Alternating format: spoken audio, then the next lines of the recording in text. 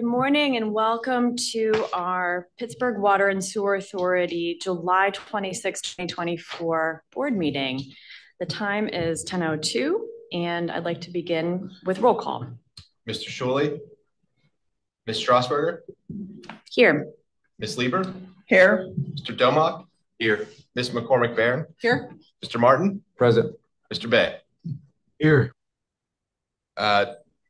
Acting Chair Strasburger, you have a quorum. Thank you very much. It's my pleasure to fill in for our chair, Alex Shuley, today, who's unable to join us. Next agenda item is public comment. Do we have anyone here for public comment? You may approach the podium.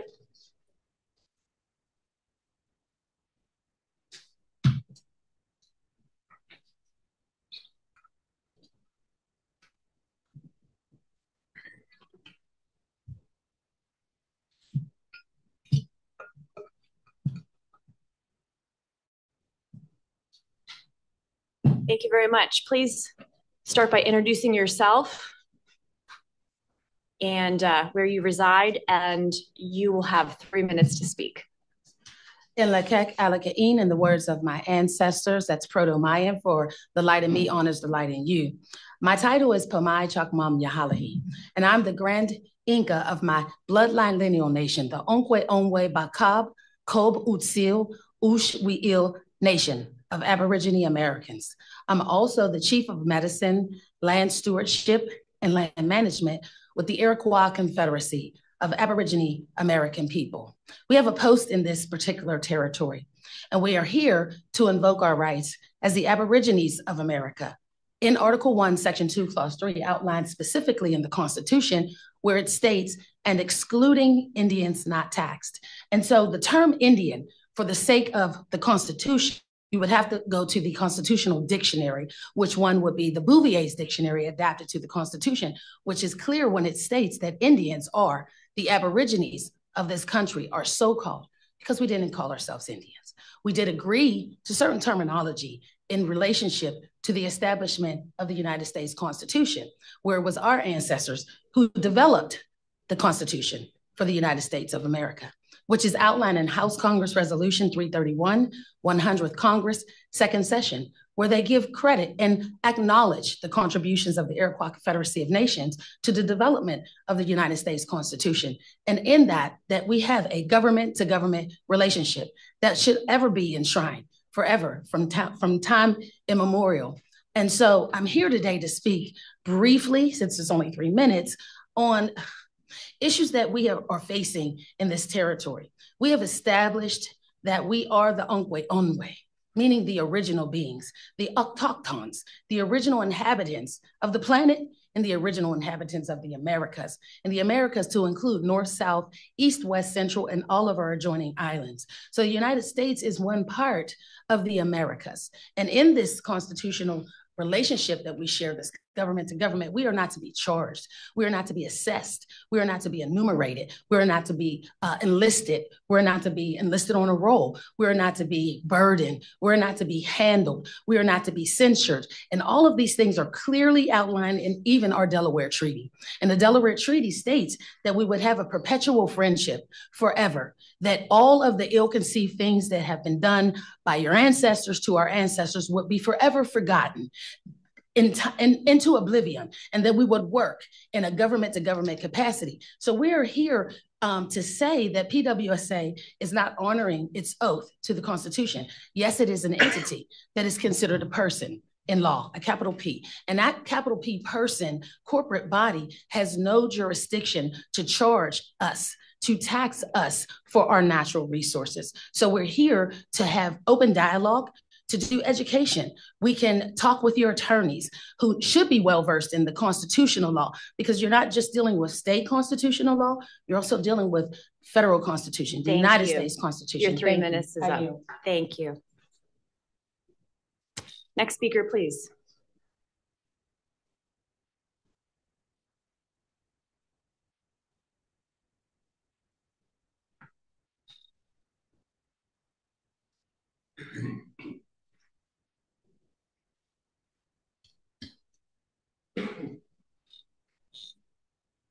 Welcome. Greetings.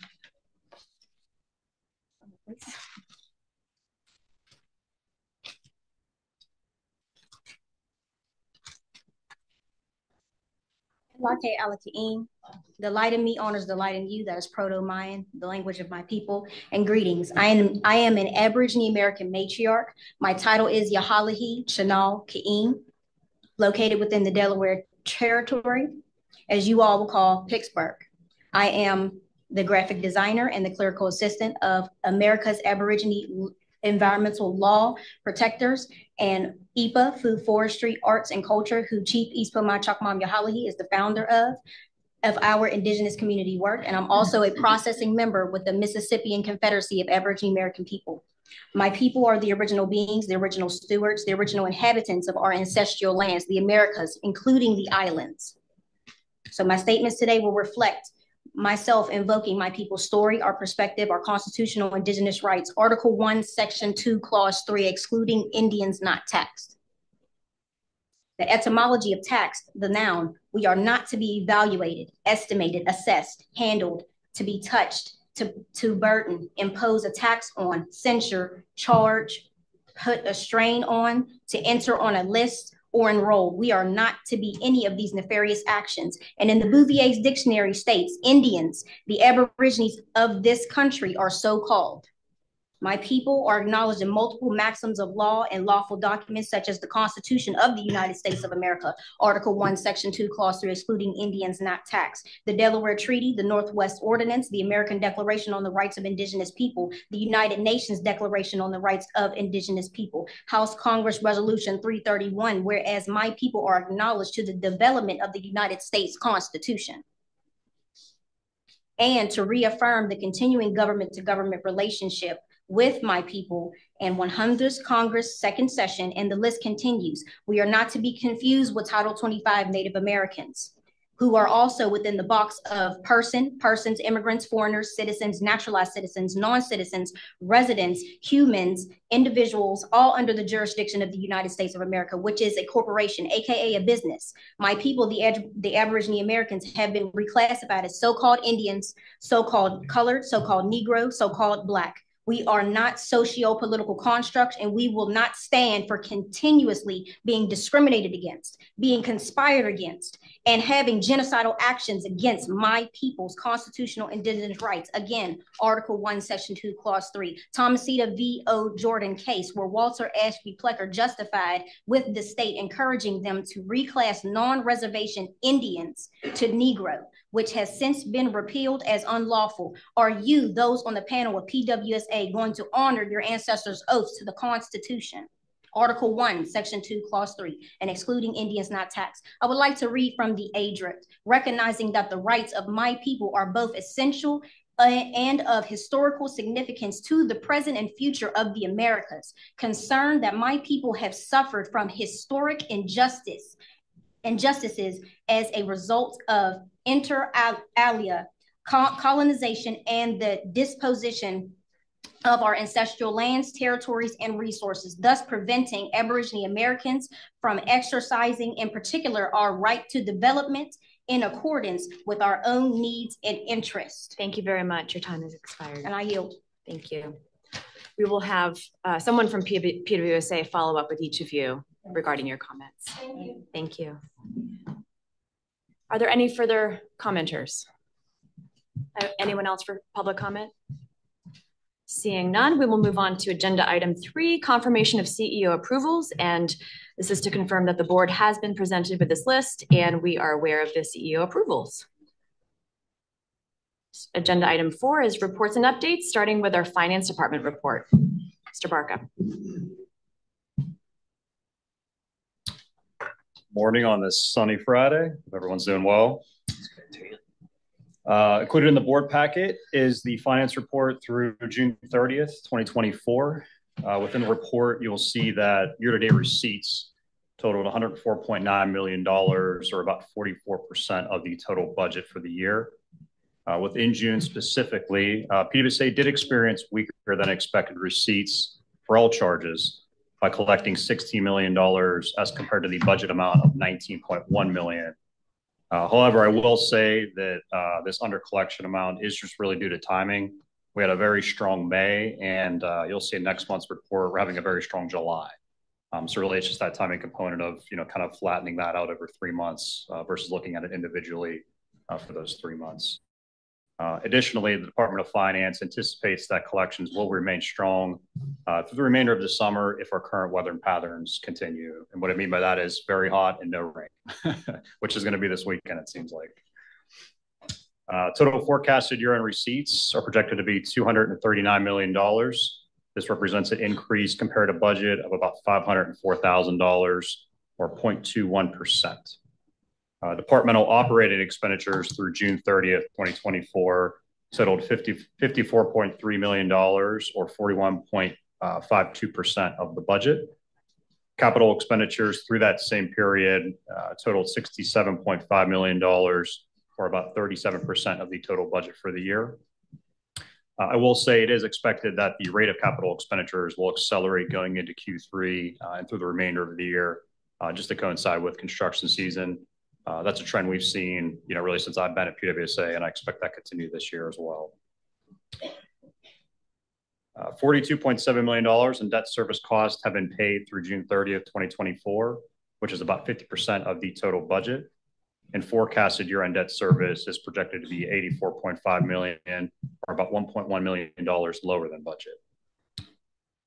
PWSA's cash balance on June 30th, 2024 was $116.5 million, which is $26.1 million higher as compared to June 30th, 2023. That large increase is the result of receiving our first WIFIA cost reimbursement. The proceeds from that reimbursement totaled about $20 million and will be used to pay down project costs that were interim funded on our capital line of credit.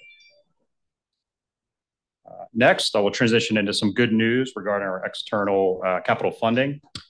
PWSA was awarded a $15.2 million grant from PennVest last week, and this will be used to continue funding our lead service line replacement program.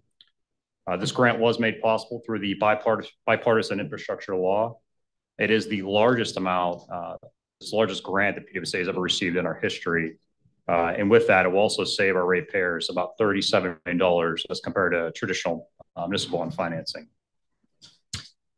In fact, over the past 12 months, PWSA has secured over $50 million in grant funds that will replace about 3,600 lead service lines on our system. This really is a testament to PWSA's commitment to replacing all lead lines, but also at the same time, keeping costs as low as possible. We continue to pursue grants, and that is our plan moving forward to really continue that trend, just to save as much cost as we can. This concludes my report for today. We'll turn it back over to the board for any questions. Thank you. Thank you. Any questions for Mr. Barca? I wanted to, on behalf of the board, how wonderful it is, and how to congratulate you and your whole team for the largest grant that we've ever received. To receive a PennVest grant rather than a loan is significant. And I wonder if you can further explain to us exactly how it saves $37 million for ratepayers. Sure. Yeah, the two main components of it are the interest rate. So, anytime we receive a loan through PennVest, there's usually a lower interest rate as compared to the bond market. But when we get grant funding, there's no interest rate component associated with that. So that saves us additional funds there. And then when we issue bonds through the public market, we need to pay back, obviously, 100% of the debt service, but we also need to recover an additional 25% in rates as a result of our debt covenant. So that further increases costs really above and beyond just the interest rate component of the debt service. But again, when you have a grant, there's no, covenants tied to that. There's no interest rate tied to that, no debt service. Like, all of that is relieved, really maximizing savings all around. That's wonderful. Any further discussion? Seeing none? Thank you very much. Thank you. Appreciate it. We will move on to our engineering report. Speed. Thank you. Good morning, members of the board. And Herman, if you would like to pull up my brief presentation, that would be great. Thank you. So I'll begin with an update on our lead service line replacements program. Our progress continues. and a total of 11,418 public and 8,153 private side lead service signs have been replaced through July 24th across all contracts. You can move to the next slide, please, Herman. So this next slide is going to show our active service line work areas. So green indicates our neighborhood contracts, which are targeted neighborhoods for lead service line replacements. And the blue indicates lead service line work that is going on in accordance associated with our small diameter water main contracts. So verification work is currently ongoing in Allentown, Larimer, and Homewood West. And verification involves physical excavation by our contractor to identify the service line material and thus whether it needs to be replaced. Active replacement work is ongoing in Marshall Shadeland, Allentown, Homewood North, Larimer, Homewood South, and Homewood West. And restoration of roads, sidewalks, and landscaping is currently ongoing in a number of neighborhoods that are also shown up there, and I'll read through them quickly. Stanton Heights, Elliott, Point Breeze, Marshall Shadeland, North Side, Spring Hill, Perry South, Homewood North, and Larimer. So quite a lot of work going on in the neighborhoods shown in color on this map. Contracts involving lead service line replacement work that are in various stages, including verification, construction, and restoration, as I mentioned. Next slide, please. So this next slide shows our planned lead service line replacement work areas. And this is for the contracts which the board approved in May. Work on these contracts will begin in a few weeks and will continue until approximately August 2025 for the neighborhood contracts and the end of 2025 for the small diameter water main contracts. I apologize that the technology is not cooperating. Obviously, the map is not loading. I don't know, Herman, if you want to try to go back and then forward again and see if that helps.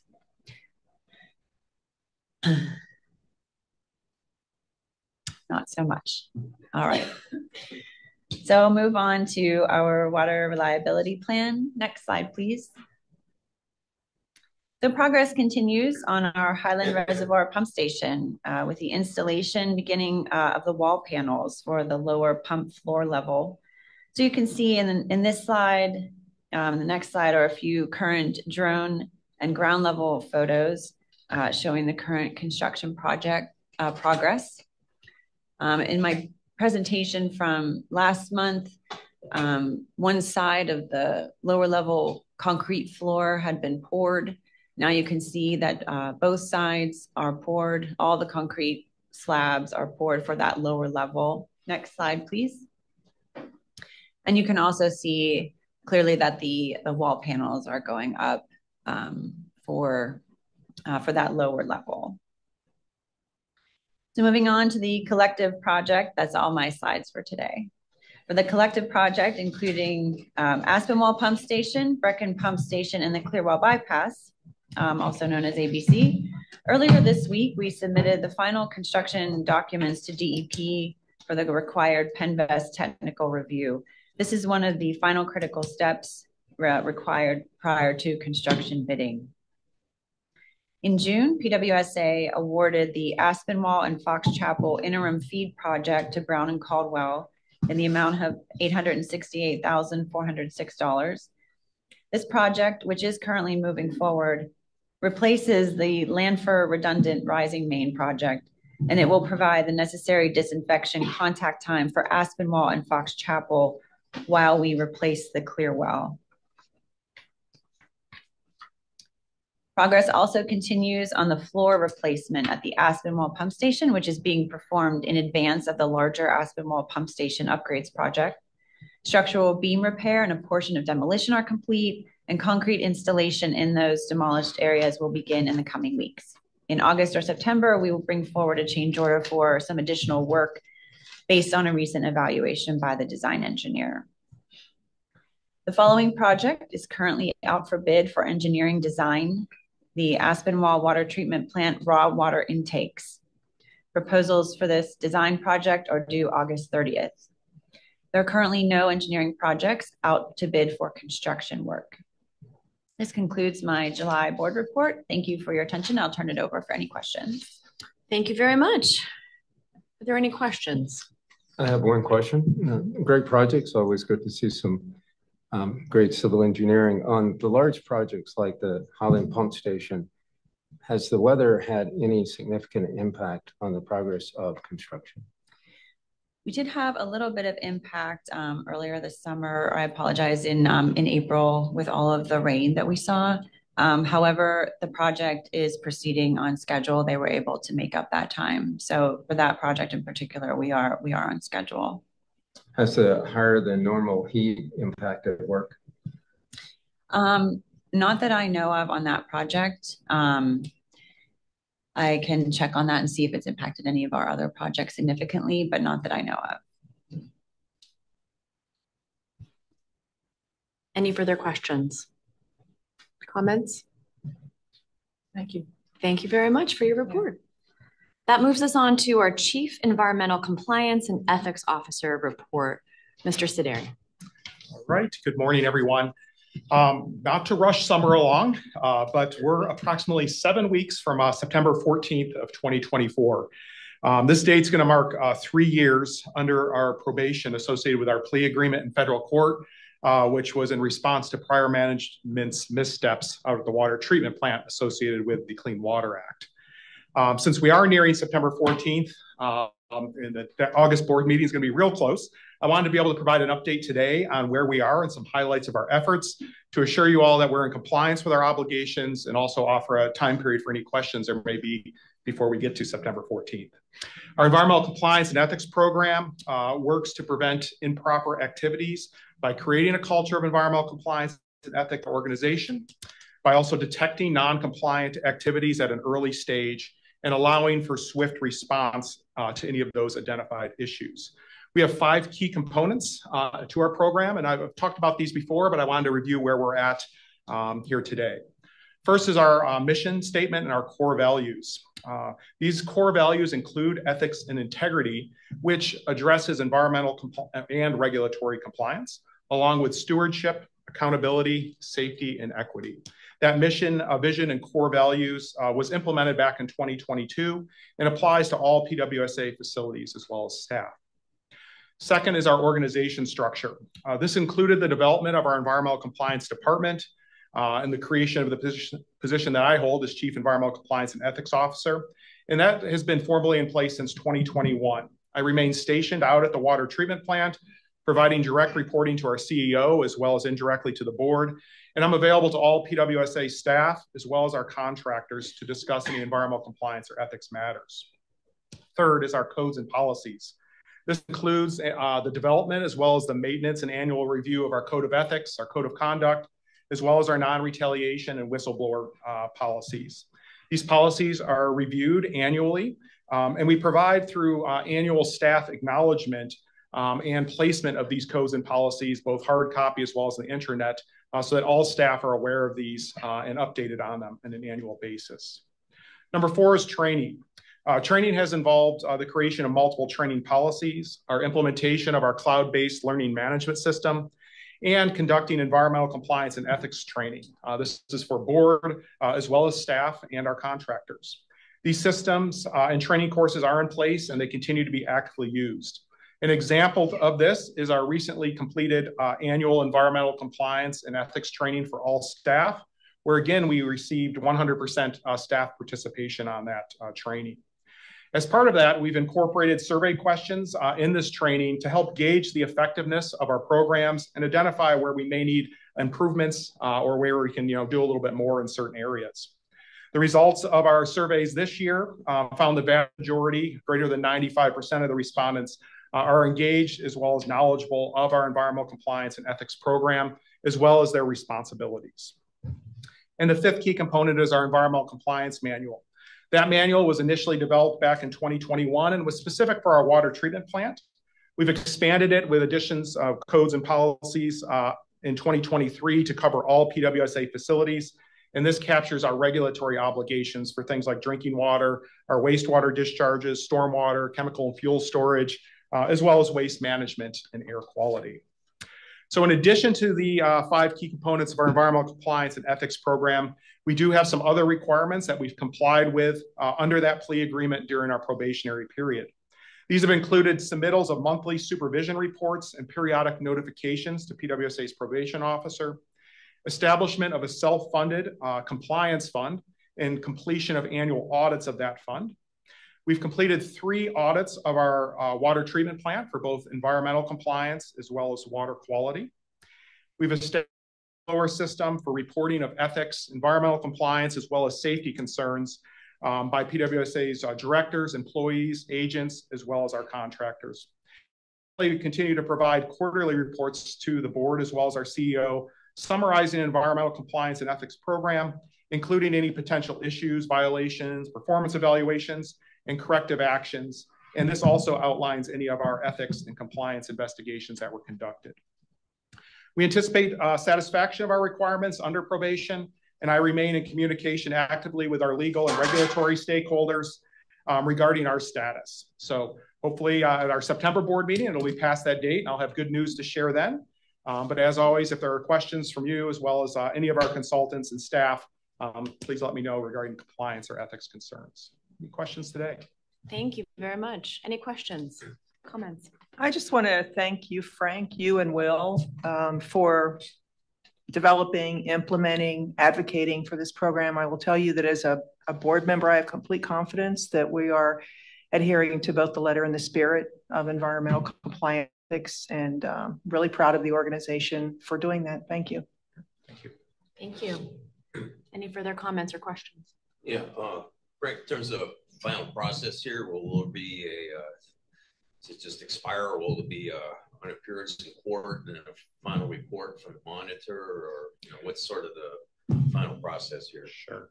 Some of that I'll leave to our legal side to make sure that we're handling through the probationary period. My understanding is it will just kind of, we'll say, sunset in terms of probation. You do mention monitor, and that is an administrative agreement that we have with EPA. So that is a separate requirement that we're following, and we're also continuing to work with the EPA and our legal side in terms of how that agreement will be managed. Currently, that is slated for another year. But we are. So they're not coupled. They're not coupled. They are separate, 2 separate groups. So, but we're working on both sides of that, and a lot of the stuff that I just reviewed in terms of our probationary requirements, do overlap significantly with the efforts that we've had on our administrative agreement. So, thanks. Mm-hmm. Anything else?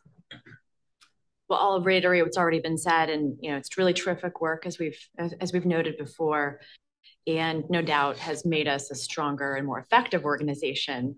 And I also note that, as we've seen as board members, it's not static. It's ever evolving as you learn more, as you identify additional needs. And I have no doubt that it'll continue well into the future. So you've established this foundation for continuing to remain a strong and effective organization. So thank you. Thank you. That moves us on to our Chief Executive Officer report. Mr. Pickering. Good morning, acting chair and members of the public with us this morning. I want to begin my comments by just calling some attention to some terrific metrics coming out of our customer service department in collaboration with our operations department.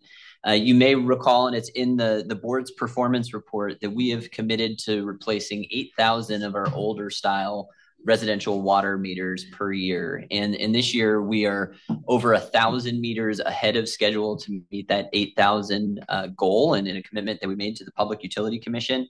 And that's really been terrific progress. It's a result of a partnership between our customer service department and the plumbers who are out in the field installing those meters. Just as a reminder, getting that newer style meter allows customers to see their water usage to the 10th of a gallon. That data is accessible on our customer portal, which we've seen about half of, or actually over half of our customers are taking advantage of now. So I would encourage anyone listening in who hasn't to do so. You can set up alerts based on that usage. If you're out of town, you can set an alert if there's any water usage. So it's a tremendously valuable asset for customers that really isn't possible unless they have that newer style meter. So I want to thank the customers for working with us as well in scheduling that work. In addition, we do monitor a lot of call center what we call our contact center metrics. And one stood out is the abandonment rate. So this is a metric that we look at to see when someone calls in, are they getting someone to pick up to address whatever issue they may have in a given moment. We receive about 500 to 800 calls per day. And over the last year, it's been less than 2% of those calls are abandoned. And it's worth flagging that sometimes among that 2% is when we have an incident where we just have an influx of so many people calling you, a main break or something larger. So that just a tremendous stat for our customer service and contact center. In addition, if you have called us, or really if you've called any call center, you're prompted, would you stay on the line for a survey? And I will admit I never do, but I should. It's really valuable data for any organization. We've collected about 900 post-call surveys in the past year, and we ask customers, it really is brief, take our word for it. We ask them on a scale of 1 to 5 whether we've been able to address their issues.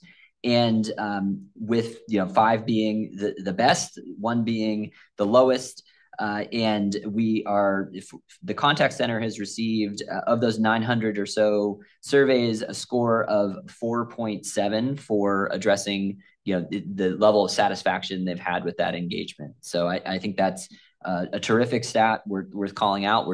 They actually have kudos as an element of that. So we have testimonials from some of our customer service representatives who have done a fantastic job. So my public service announcement is take those surveys, especially if you're calling us. We want to get better, and we also want to acknowledge those who have done a great job. I do want to build upon 2 of the updates that our Director Barca and Chief Sideri provided to the board, and really acknowledge the board's involvement in setting the tone and leading the organization in terms of our search for grant dollars, which, as Ed laid out, save the organization money, but really what that means is that's less money that we have to ask of our customers. $15 million in cash. I think Ed said this year alone are already over 30 million. Those are particularly important as we are trying to build projects which cost money. And our pool of revenue, if we're not getting grants, is our ratepayers. And you all have set the tone that we need to be mindful of what we're asking of our customers, with a particular attention to those who cannot afford bills as they stand now. So I do want to commend the board for that. Obviously, Ed and his team doing the legwork, and I get to take the credit for it up here. But it's been really tremendous over the last few years. I'm really proud of what we have done as a group. I also want to highlight the board's role in the ethics and compliance achievements that Frank outlined, really dating back more than 3 years, even though we're right at 3 years for our agreement, really reinventing the culture of the organization that we could not have done without the board's commitment. Appreciate your engagement, Frank, trainings that you all have to participate in, but we also are keeping you abreast of all of our programs, and you all are challenging us to expand that program. So didn't want to miss the opportunity to call out the board's involvement in setting that tone that even when we're off of our various agreements, I hope will continue in the DNA of this organization long past any of our involvement. And finally, on a sad note for us here in Pittsburgh and at PWSA, I do want to acknowledge that this morning will be the last board meeting for Jim Martin, our board member. We are sad to see him leave Pittsburgh. We're grateful for his tenure on the board. Jim has been a tremendous asset, challenging us and asking a lot of great questions about how we approach projects. Are we thinking about resiliency? Are we making decisions strategically? Reminding us to think of our mission. It's something that we should do in every decision that we make, and we've really appreciated your engagement. Congratulations on your new role outside of Pittsburgh, but really grateful for the time that you've spent with us. So with that wraps up my remarks, but happy to answer any questions the board may have. Thank you very much. I'll echo Will's comments about your time on the board, and really appreciate your contributions, and particularly your issue expertise in engineering and in organizational processes to make us a better organization, and so much more than that. And so we'll really miss you. We wish you the best in your endeavors in North Carolina. And let me say to everyone here, it's been a great privilege. So I have a great sense of gratitude. I appreciate the thanks, but this has been a highlight along with my service at the university here in Pittsburgh, because I was not on the outside. I live here in Pittsburgh, just a few minutes away, and being able to participate with this organization, it's a top-rate organization. I've learned a lot. I felt more integrated in the community. But the thing that's neat about being in higher education, as I go into an endeavor to lead a great university, is that universities are in the forever business. And if you look at what we're doing here at PWSA, the heartbeat of a community, we're in the forever business too. I think it was at the last meeting we showed a picture of a valve from the Holland pump station that said Carnegie Steel on the side. And we know that was from over 120 years ago. And hopefully, as those that come after us 120 years from now, they'll look back and say, this group made some good decisions. And we are in the forever business. So it's good to see such a strong operation. It's what we have here at PWSA in a fantastic city. So this will always be connected to me. So Godspeed to Pittsburgh. Jim, thank you for being a good fellow board member, but I also hope that the water authority in your new community will find you. They will. And engage you. They will. Anything else from members? Seeing none, we will move on to agenda item 5, resolutions. Rachel Beam. Resolution number 46, approving contractor change order of a capital contract for construction of the Heron Hill Reservoir Improvements Sodium Hypochlorite Building General to Kokosing Industrial. Capital budget $415,241.29. This change order covers a number of various unforeseen conditions as noted in the resolution, as well as final quantity adjustments. The majority of the change order consists of some additional work required due to relocating a 30-inch water line and additional work associated with large diameter pipe tie-ins and locating some existing 16-inch valves. Do we have a motion? Motion to approve. Is there a second? Second. Thank you. Discussion. I have to ask Rachel if you could just put some context to what is a sodium hypochlorite building and how that relates to the other work that needs to be done. So we're feeding chlorine there. We're basically boosting our chlorine residual at that location. We were already doing that. We had a sodium hypochlorite or chlorine feed there. It was older. We've since upgraded it with all new equipment, more reliable and redundant equipment, improved some safety and security measures at that location. So it was a replacement of an existing facility. Thank you. Any further questions? Seeing none, all those in favor of resolution number 46, please indicate by saying aye. Aye. Aye. Resolution is approved. Resolution number 47. Approving the award of a professional service agreement for the design of the Clearwell improvements, PWSA project 2023-100-104 to CDM Smith. Capital budget $4,767,014.76. And of course is the cornerstone project or capstone project of our water reliability plan, the actual replacement of the Clearwell. Is there a motion? So moved. Second. Thank you. Discussion. This project's going to win an award. Great. We will. Everything in my law, which right now is mostly Canadian money, I'll bet on that.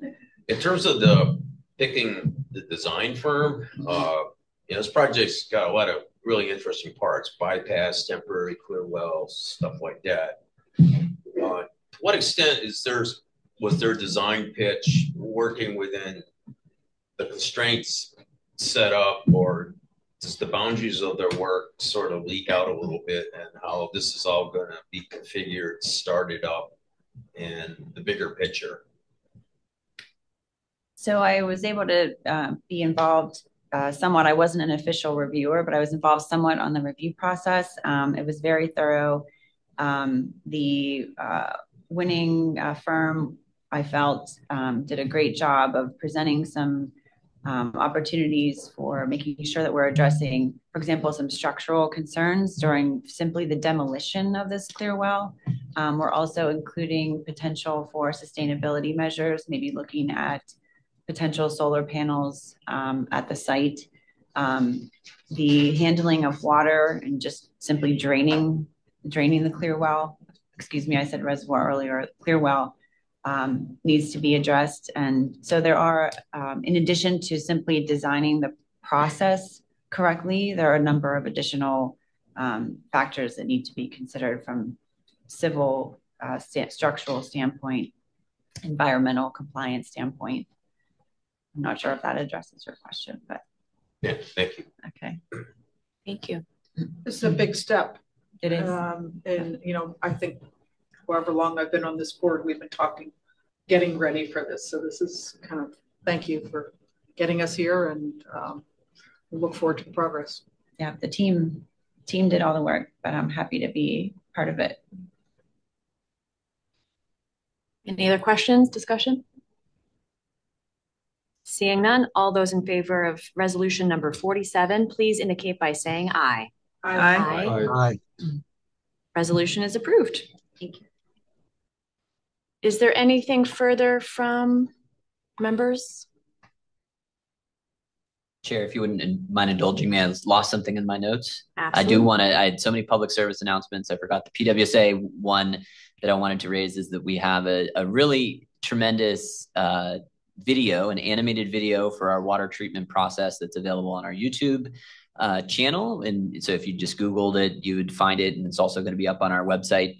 And I think it would be helpful for it's at about maybe a 4th grade level. So it's right my speed, but to share with your friends and family, just the process it takes from the Allegheny River to your tap is one that truly is amazing. And in a couple-minute video, our public affairs team managed to throw that together, and it's up on the web. So just wanted to call attention to that before we broke.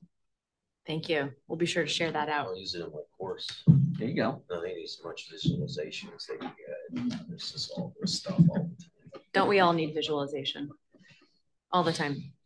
Anything further from board members? Seeing none, can I get a motion to adjourn? Motion to adjourn. Second? Second. We are adjourned. Thank you very much. This Clearwell's going to be exciting.